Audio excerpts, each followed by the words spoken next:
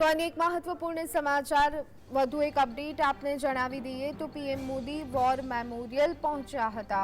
PM Modi war memorial પહોંચ્યા હતા।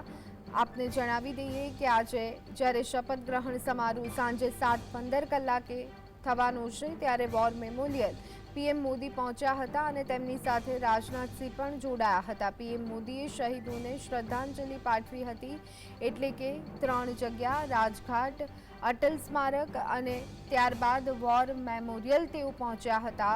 શપથ ગ્રહણ સમારોહ પહેલા તેઓએ સપૂતોને નમન કર્યા હતા। તો પીએમ મોદી વોર મેમોરિયલ પહોંચ્યા હતા અને જે શહીદો છે તેમને શ્રદ્ધાંજલિ પાઠવી હતી। વોર મેમોરિયલમાં રાજનાથ સહિત નેતા તેમની સાથે જોડાયા હતા।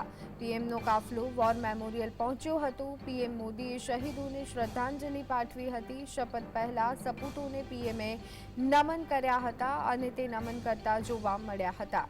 તો સવારથી સૌથી પહેલા રાજઘાટ, ત્યારબાદ અટલ સ્મારક અને ત્યારબાદ વોર મેમોરિયલ પીએમ મોદી પહોંચ્યા હતા। જ્યારે તેઓ વોર મેમોરિયલ પહોંચ્યા ત્યારે રાજનાથ સહિત નેતાઓ પણ તેમની સાથે જોડાયા હતા।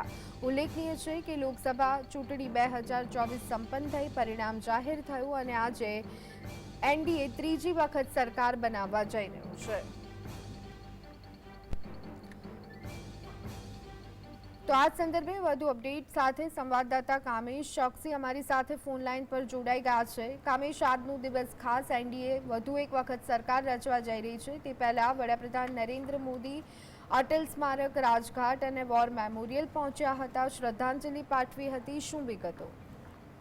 બિલકુલ ચોક્કસથી ધ્વનિ આપને જણાવી દઉં કે આજનો દિવસ સમગ્ર દેશ માટે ખૂબ મહત્વપૂર્ણ છે, કારણ કે આજે દેશને ફરીથી વાત કરવામાં આવે તો પ્રધાનમંત્રી તરીકે ત્રીજી વખત હવે નરેન્દ્ર મોદી શપથ લેવાના છે ને, જેને લઈને કહી શકાય કે સમગ્ર દેશ અને દુનિયાની નજર આજે ખાસ આજે ગતિવિધિ ઉપર રહેશે। વહેલી સવારની જો વાત કરવામાં આવે તો વહેલી સવારે નરેન્દ્ર મોદીએ શપથ ગ્રહણ આજે તેમનું યોજાવાનું છે। તે પહેલાં જ તેઓ આશીર્વાદ લેવા માટે, શ્રદ્ધાંજલિ પાઠવવા માટે તેઓ સૌપ્રથમ રાજઘાટ ગયા હતા। રાજઘાટ ઉપર તેમણે રાષ્ટ્રપિતા મહાત્મા ગાંધીને નમન કર્યા હતા અને શ્રદ્ધાંજલિ પાઠવી હતી। ત્યારબાદ તેઓ અટલ સ્મારક ગયા હતા અને અટલ સ્મારકમાં અટલ બિહારી વાજપેયીજીને તેમણે ખાસ કરીને શ્રદ્ધાંજલિ પાઠવી, નમન કર્યા અને પુષ્પાંજલિ અર્પણ કરી હતી। અને ત્યારબાદ વાત કરવામાં આવે તો શપથ પહેલાં સપૂતોને નમન કરવાની તેમની જે ભાવના હતી ને તેને લઈને જો વાત કરવામાં આવે તો ત્યારબાદ તેઓ વોર મેમોરિયલ પહોંચ્યા હતા। ત્યાં આગળ તેમણે શહીદ સ્મારક ઉપર શહીદોને નમન કર્યા અને શહીદોને શ્રદ્ધાંજલિ પાઠવી હતી। એટલે કહી શકાય કે વહેલી સવારથી જ પીએમ મોદીની જો વાત કરવામાં આવે તો તેમણે પૂજ્ય બાપુના, અટલ બિહારી વાજપેયીજીના આશીર્વાદ મેળવ્યા હતા ને ત્યારબાદ તેમણે જે દેશના સપૂતો છે, વીરો છે, શહીદો છે, તેમને શ્રદ્ધાંજલિ પાઠવી હતી।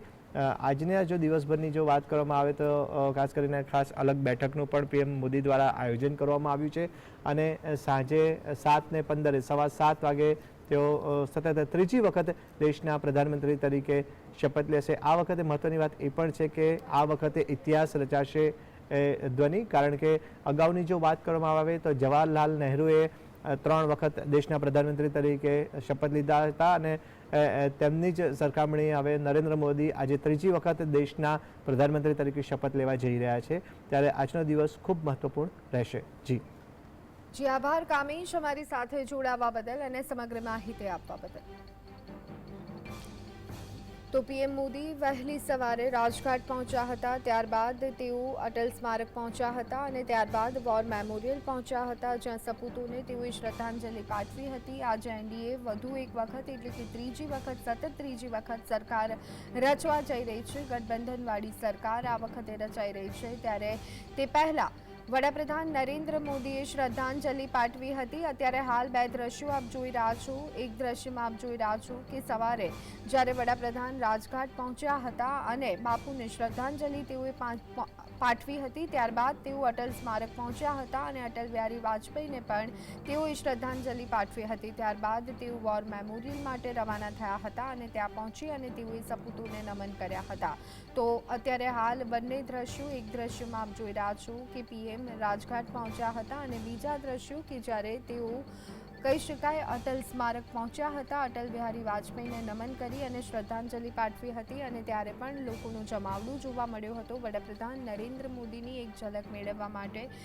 અને ત્યારબાદ તેઓ જ્યારે વોર મેમોરિયલ પહોંચ્યા હતા ત્યારે તેમની સાથે અન્ય નેતાઓ એટલે કે રાજનાથસિંહ પણ જોડાયા હતા.